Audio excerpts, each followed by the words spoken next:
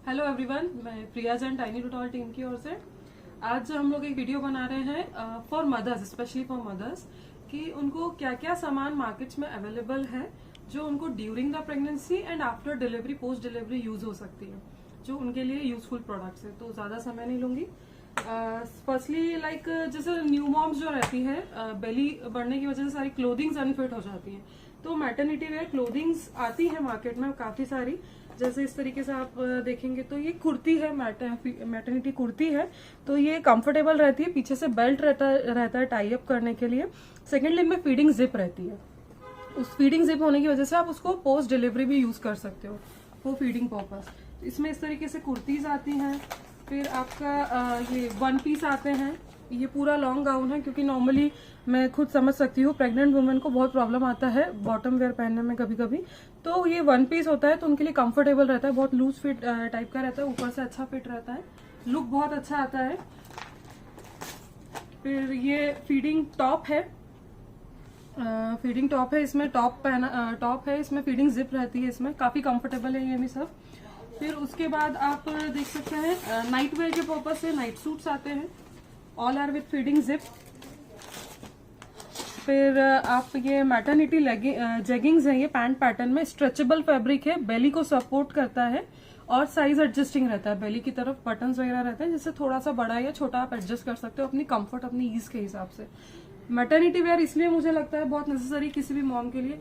जब आप प्रेग्नेंट होते हैं आपके एग्जिस्टिंग सारे क्लोथ्स आपको अनफिट हो जाते हैं, बहुत डिप्रेसिंग होता है किसी भी वुमेन के लिए कि कुछ भी कपड़ा फिट नहीं आ रहा है। तो मैटरनिटी अपना पीरियड है, उसको एंजॉय कीजिए विथ न्यू फैशनेबल गारमेंट्स। फिर ये नाइटी है, ऑफकोर्स नाइटी भी बहुत यूजफुल प्रोडक्ट रहता है। ये पोस्ट डिलीवरी ज्यादा यूज करती है वैसे लेडीज, लेकिन आपके ऊपर है, आपको जैसा भी है। ये फीडिंग जिप के साथ है मैटरनिटी नाइटी। मैटरनिटी लेगिंग्स भी आते हैं, इसमें भी बेली सपोर्ट रहता है, कुर्तीज वगैरह के लिए आप लेगिंग्स भी यूज कर सकते हैं इस तरीके से। सारे कपड़े क्लोथिंग, ये कपड़ा जो है बहुत सॉफ्ट मसलिन कॉटन या रेयन कॉटन का है, काफी कंफर्टेबल रहता है, या होजरी होगा तो भी काफी कंफर्टेबल रहेगा। इनर वेयर में मदर्स को बहुत प्रॉब्लम आती है, तो ये प्रेगनेंसी मदर्स के लिए पैंटी आती है, बेली पे सपोर्ट करती है, कवर करती है, सीमलेस रहती है, तो आपको इलास्टिसिटी फील नहीं आती है, यू डोंट फील लाइक कि हमको कुछ चुभ रहा है, या इचिंग टेंडेंसी नहीं होती है इसमें, जो नॉर्मली होती है। ये हॉट वाटर बैक पेन के लिए, जो हर मदर यूज टू रहती है इस चीज के लिए। फिर ये जैसे होता क्या है नॉर्मली ड्यूरिंग द प्रेगनेंसी ना, आपको ये बॉडी ड्राई बहुत हो जाती है, जो मैंने महसूस किया, मे बी कुछ को ना हो, तो उसके लिए मॉइस्चराइजिंग सोप्स आती हैं, स्ट्रेच मार्क ऑयल आता है, क्रीम आता है, दोनों चीजें अवेलेबल है हम लोगों के पास में। ये हुआ ड्यूरिंग द प्रेगनेंसी वाला चीज, ठीक है। फिर एक होता है आफ्टर पोस्ट डिलीवरी, आपको क्या क्या चीजें यूज होती है। तो पोस्ट डिलीवरी क्लोथिंग, तो जैसे ये सारी क्लोथिंग थी, ये आप during the pregnancy and after delivery भी आप यूज कर सकते हो। पोस्ट डिलीवरी के लिए जैसे है, this are breast pads. Basically breast pad का यूज होता है कि जैसे मदर्स को फीड करवाती हैं ब्रेस्ट फीडिंग, तो ओवरफ्लो हो जाता है, तो वो कपड़े वेट कर देता है बहुत बार, तो ब्रेस्ट पैड आप यूज करेंगे तो वो एब्जॉर्बिंग कैपेसिटी रहती है, वो आपके कपड़ों पे डिस्प्ले नहीं होने देगा। तो इसमें वॉशेबल भी आते हैं और डिस्पोजेबल भी आते हैं, आपको जैसा रिक्वायरमेंट रहता है। अगर आप ट्रैवलिंग कर रहे हो तो डिस्पोजेबल भी यूज कर सकते हो, घर में ही रहना है तो वॉशेबल भी यूज कर सकते हो, आपके ऊपर डिपेंड करता है। सारे ब्रांड्स के बहुत सारे ब्रांड्स बनाते हैं, मीमी है, एवेंट है, आपको जिसका कंफर्टेबल लगता है आप यूज कर सकते हो। एक ये आइटम आता है, ये आइटम बेसिकली इसका नाम है निप्पल पुलर। इसका यूज ये है, बहुत सी मदर्स का जो निप्पल होता है वो ड्यू टू हार्मोनल चेंजेस या नेचुरली भी बहुत छोटा होता है, तो बेबी जो होता है न्यूबॉर्न, वो सक नहीं कर पाता उससे मिल्क प्रॉपरली, तो इसमें जो है ये वैक्यूम क्रिएट करके आपके निप्पल को पुल करके बाहर खींचता है। एक बार में नहीं होता है, 3-4 बार लगता है, या रेगुलरली भी आपको हो सकता है यूज करना पड़े, लेकिन रेगुलरली एडवाइजेबल नहीं रहता है। लेकिन आप इसको शुरू में ट्राई करेंगे तो निप्पल को पुल करके थोड़ा सा बाहर भी निकालेगा, और मे बी थोड़ा सा स्लाइटली साइज भी इंक्रीज कर देगा, तो ताकि बच्चा इजीली उससे फीड ले सके। ये निप्पल शील्ड है।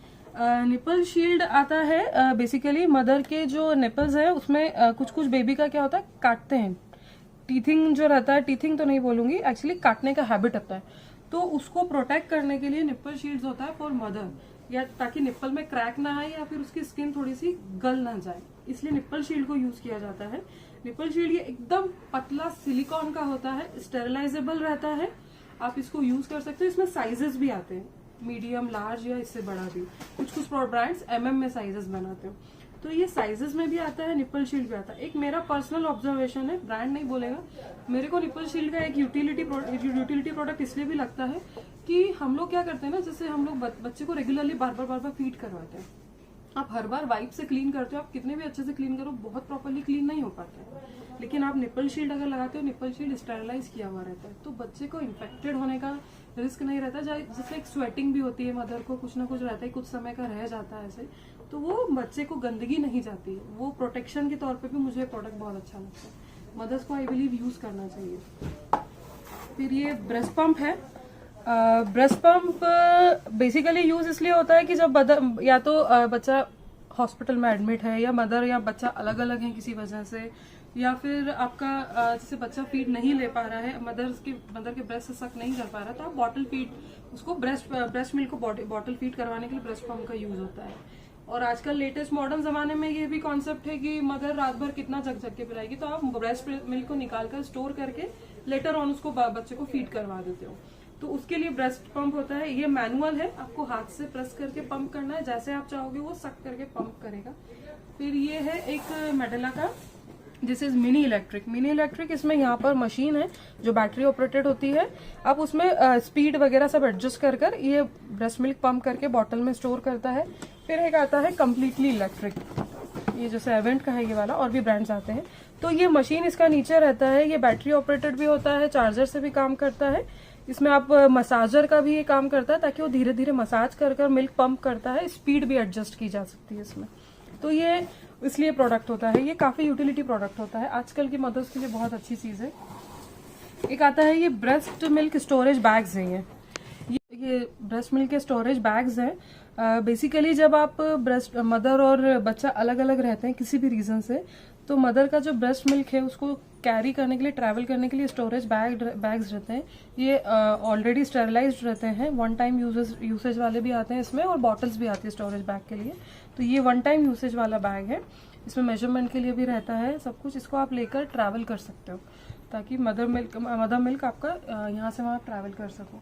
ये जैसे बैग्स है, इसी तरीके से बॉटल्स आती है, ब्रेस्ट मिल्क स्टोरेज के लिए बॉटल्स आती है। फिर एक ये कूलर बैग भी आता है। बेसिकली ये कूलर बैग रहता है जब आपको ज्यादा लंबा ट्रैवल करना है, 1 घंटा 2 घंटा, तो फिर आप कूलर बैग यूज करते हैं, ताकि ब्रेस्ट मिल्क कहीं से भी उसकी क्वालिटी डिटोरिएट ना हो।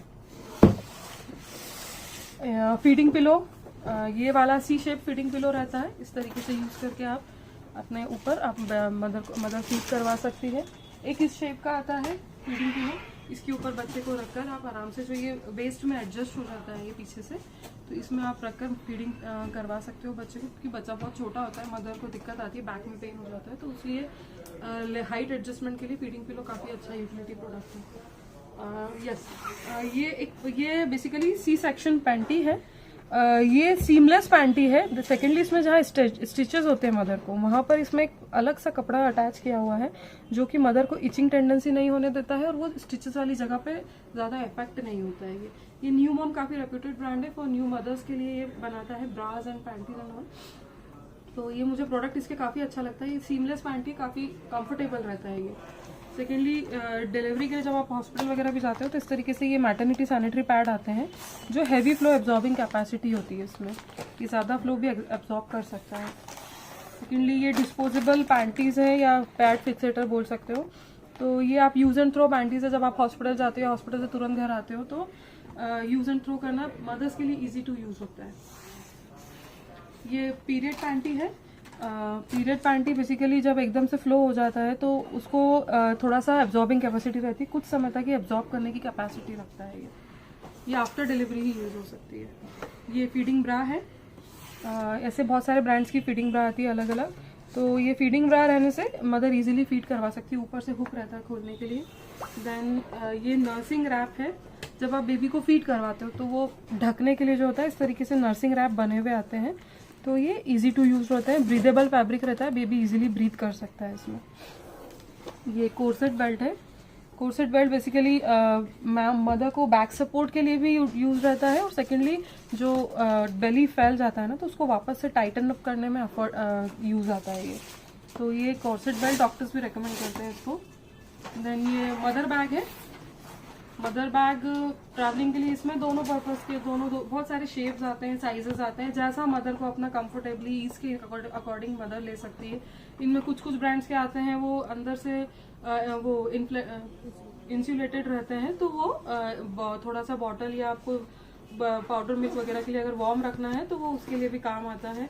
और पॉकेट्स रहती है, बहुत सारी मल्टी पॉकेट्स रहती है छोटी छोटी सामान रखने के लिए। तो ये यूटिलिटी प्रोडक्ट होता है मदर के लिए बहुत। कहीं भी ट्रैवल करना, इवन हॉस्पिटल भी जाना है तो इतना सारा सामान लेकर जाना पड़ता है, तो मदर के लिए बहुत यूजफुल प्रोडक्ट होता है ये। इसमें बहुत सारे शेप्स एंड साइजेस आते हैं।